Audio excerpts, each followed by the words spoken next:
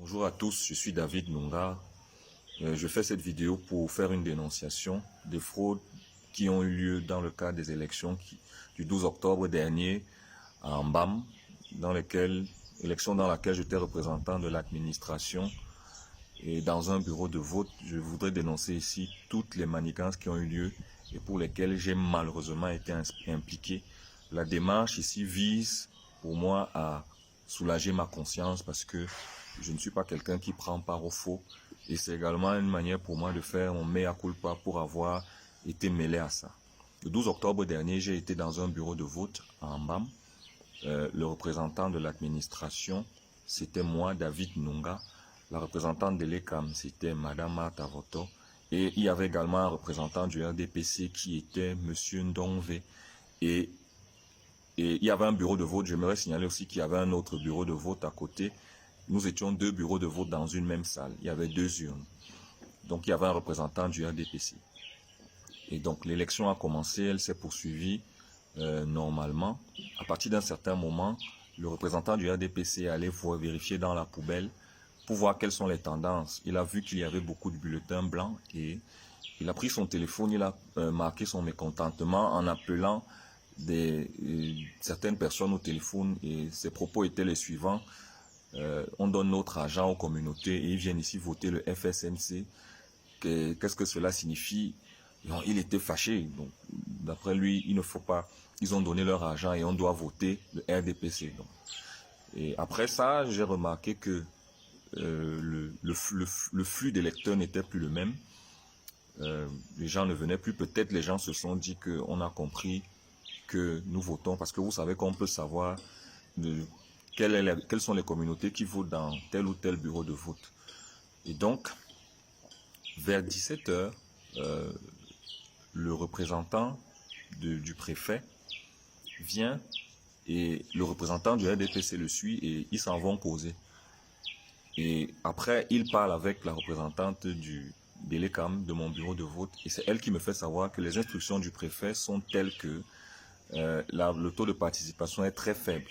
Parce qu'effectivement, dans notre bureau, il y avait 286 votants, 286 inscrits, supposés voter, mais à la fin, vers 17 h 30, on avait au trop 85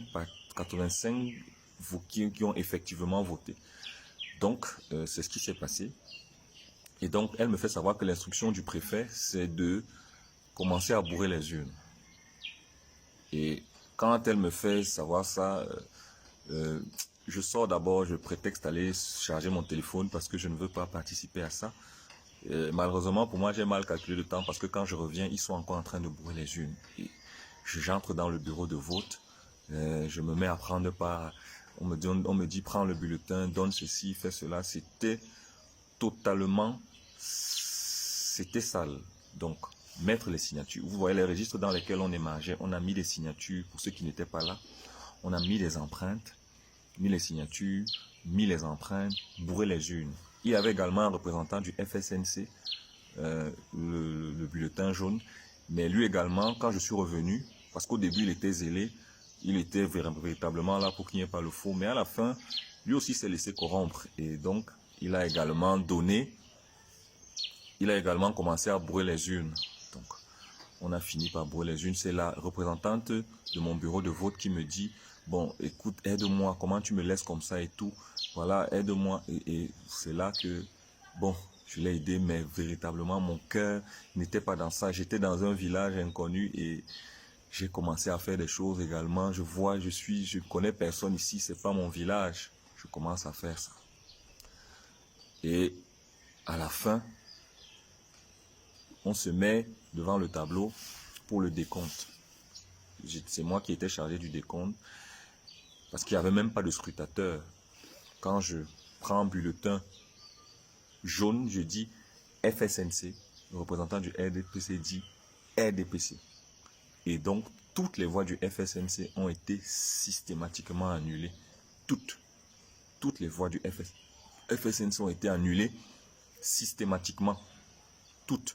Donc, il n'y avait que RDPC. Donc, il y a eu 286 votants, dont 200 fictifs.